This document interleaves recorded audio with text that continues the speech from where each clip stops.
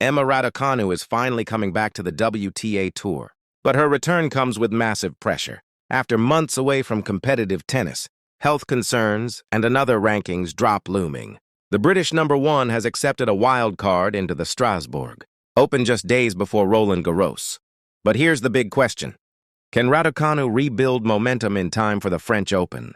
Or is she heading into Paris underprepared once again?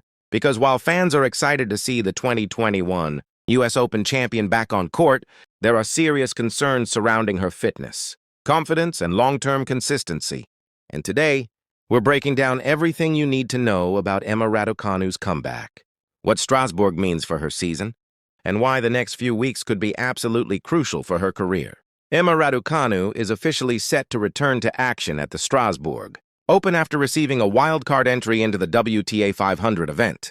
The tournament begins this Sunday and will serve as her final preparation before the French Open starts later this month on May 24th. For Raducanu, this isn't just another tournament. It's a critical opportunity. The British star has not played a competitive match since March 8th, when she suffered a heavy third-round defeat to Amanda Anisimova at Indian Wells. That loss was disappointing enough on its own, but things became even more frustrating afterward. Raducanu was forced to withdraw from multiple events, including the Italian Open, because of a post-viral illness that disrupted her season and prevented her from building any momentum during the clay court swing. And that's been the story of Raducanu's career ever since her incredible U.S. Open triumph back in 2021. Moments of brilliance, followed by interruptions through injuries, physical setbacks, or long breaks away from the tour. Now at 23 years old, Raducanu is once again trying to reset and rebuild. Currently ranked world number 30, she has won just 7 matches this season.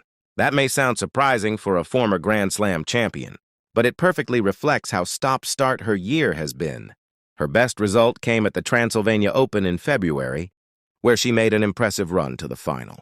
That week gave fans hope that she was finally finding rhythm, again after an early Australian Open exit.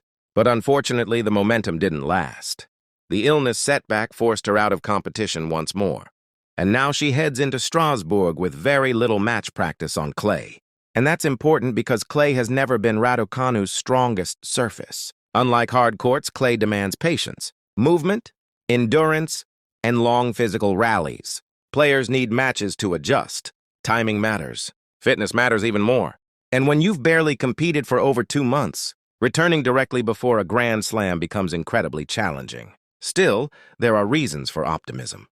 Last year, Raducanu also received a wild card into Strasbourg, and she actually produced some strong tennis there. One of her biggest wins came against Daria Kasatkina, who was ranked inside the top 20 at the time.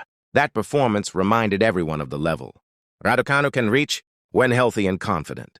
Although she eventually lost to Danielle Collins, the tournament showed flashes of her potential on clay. This year, she'll hope for a similar boost heading into Roland Garros. But there's another issue hanging over her comeback: her ranking.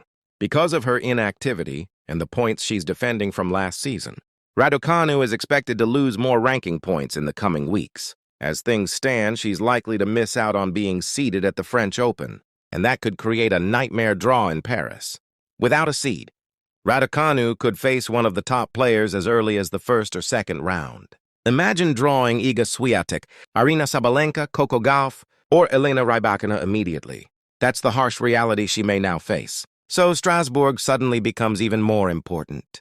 A strong run there wouldn't just improve her confidence. It could also slightly improve her ranking position and give her desperately needed match fitness before Paris. What's also interesting is Raducanu's approach mentally. Despite outside pressure, she has repeatedly insisted that she won't rush back until she feels fully ready. After withdrawing from the Italian Open, she explained that her priority was being 100% ready before returning to tour-level competition. And honestly, that mindset probably makes sense, considering everything she has dealt with over the last few years. Ever since becoming the first qualifier in history to win a Grand Slam at the U.S. Open, expectations around Raducanu have been enormous. Every comeback becomes a headline. Every loss gets analyzed. Every ranking drop becomes a major discussion. But sometimes people forget just how young she still is. Many players don't fully develop, physically or mentally, until their mid-20s. And despite all the criticism, Raducanu still has time to build a successful career. The real challenge now is consistency. Can she stay healthy long enough to play a full schedule? Can she build confidence through regular matches instead of constant stop-start seasons? And can she handle the pressure that follows her everywhere? Those are the questions that Strasbourg and Roland Garros may begin to answer. Because talent has never been the issue with Emma Raducanu. The issue has always been continuity.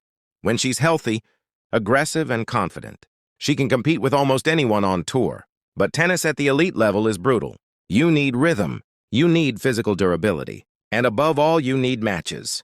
That's exactly what Raducanu is hoping to gain in Strasbourg before stepping onto one of the biggest stages in tennis once again. So now all eyes are on Strasbourg.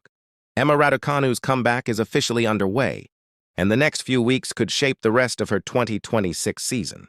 Will this be the start of a strong return before the French Open? Or will the lack of preparation and match fitness prove too difficult to overcome? One thing is certain. The tennis world will be watching closely, and if Raducanu can stay healthy and build momentum again, she still has the talent to surprise everyone. But what do you think? Can Emma Raducanu make a deep run at Roland Garros this year? Or should fans lower expectations for now? Let me know your thoughts in the comments below.